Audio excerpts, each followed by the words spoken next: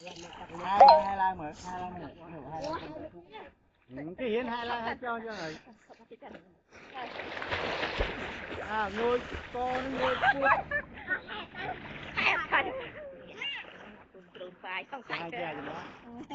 tiếp mẹ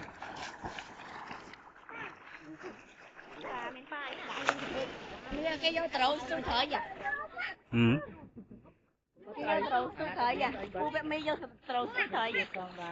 trâu nè sao ấy khinh lẹ tiền lẹ tôi cái lại na từ ngủ đặt từ lẹ nuôi cho tới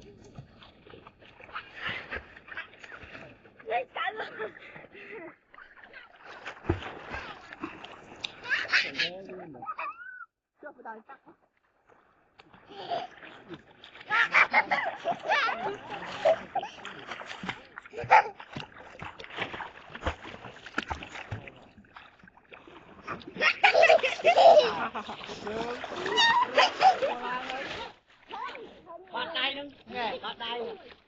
đậu chua đó nè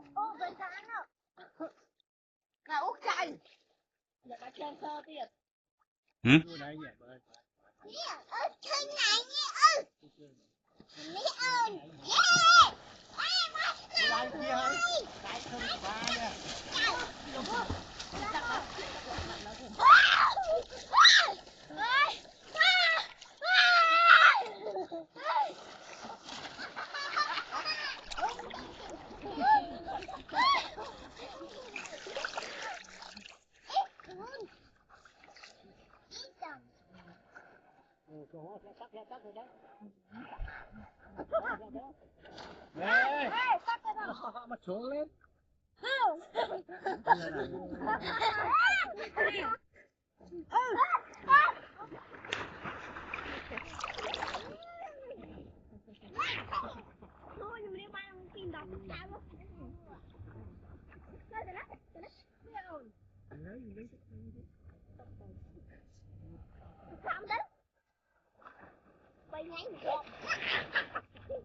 Landing.